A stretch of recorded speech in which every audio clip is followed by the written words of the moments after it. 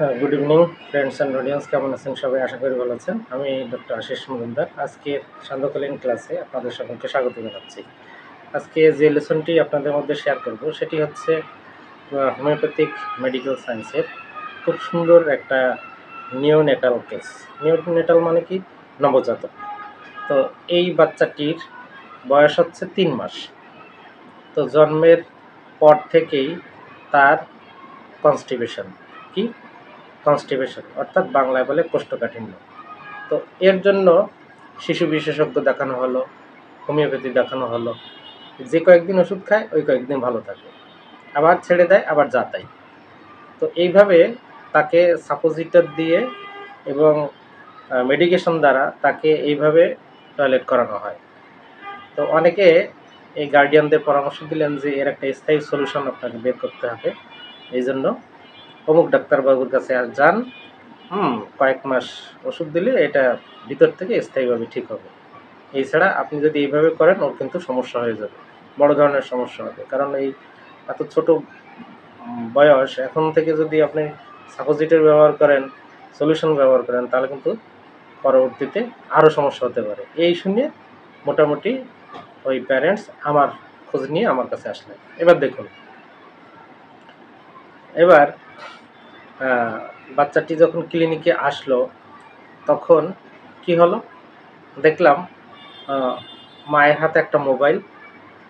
ওই মোবাইলটা হঠাৎ কল আসলে বাচ্চাটা মোবাইলটা নিতে চাইলো, আর মা টেনে ধরে ধরে এইভাবে কথা বলতে চাচ্ছে, আর ওইভাবে টেনে নিয়ে সে দেখতে চাচ্ছে। ওইটুকু বাচ্চা মোবাইলে যখন কেউ কথা বলে ও যদি টের পায় হাত বাড়ায়, এবং সবসময় সে দেখলাম যে খুব হাসি খুশি। তার যে কোনো রোগ এটা দেখে বোঝার কোনো উপায় নেই। তো ওর মাকে জিজ্ঞেস করলাম যে ওর যে এই যে এত কনস্টিপেশন, 2-3 দিন পর পর টয়লেট করে, তো এতে ওর কোনো ব্যথা যন্ত্রণা কোনো কিছু হয় না? বলছে না, তো ওর তো এরকম কোনো সমস্যা হয় না। ও ঠিক মতো খেলতেছে, খাচ্ছে, ঘুমাচ্ছে, হাত পা ছোড়াছুড়ি করতেছে, ওর তো কোনো সমস্যা নেই। ও, তখন আমি বুঝলাম সমস্যা তার না, তাহলে সমস্যা হচ্ছে আপনাদের। তখন একটু হাসলেন। তো দেখুন, কেসটা এরকমই। তো এই ধরনের বাচ্চারা আমাদের ক্লিনিকে যখন আসে তখন এটাকে আমরা কিভাবে ভাবতে পারি, কিভাবে এর ডিকোডটা করব? ও তো কিছু বলতে পারে না।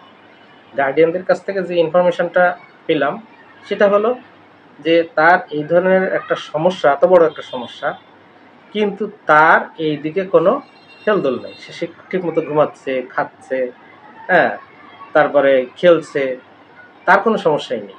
কিন্তু অ্যাংজাইটি বা টেনশন হচ্ছে মা বাবা, যে একটা মানুষ 2-3-4 দিন পর পর যদি টয়লেট করে, খাচ্ছে তো ঠিক মতো, তাহলে কি নাকি একটা সমস্যা না?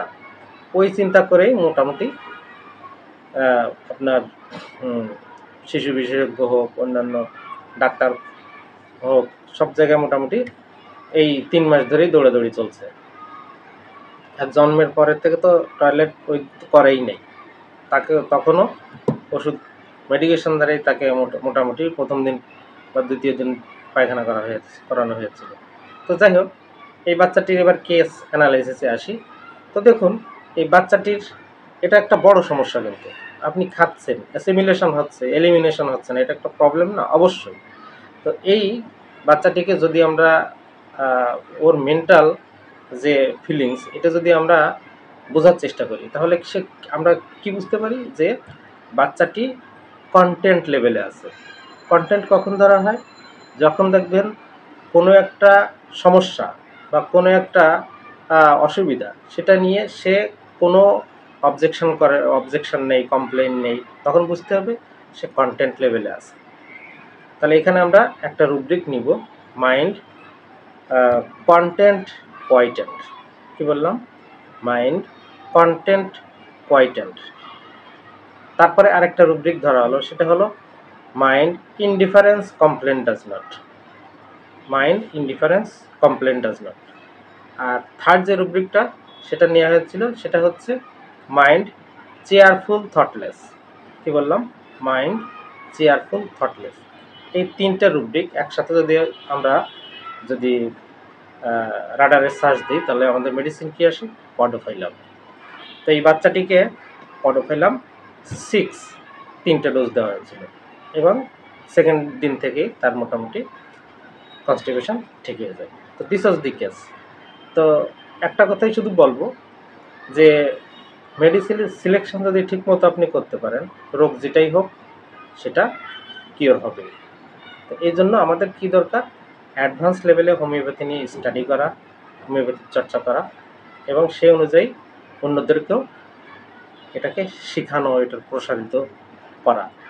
তো ঠিক আছে, আমাদের ক্লাস খুব তাড়াতাড়ি শুরু হবে। আপনারা যারা আমাদের এই মাইন্ড টেকনিক শিখতে চান বা অংশগ্রহণ করতে চান, আমার সাথে যোগাযোগ করবেন। অবশ্যই আমাকে মেসেজে ইনবক্সে মেসেজ করবেন, ফোন নাম্বারটা দিবেন। ঠিক আছে, সবাই ভালো থাকবেন। আজকের মতো বিদায় নিচ্ছি। শুভ সন্ধ্যা।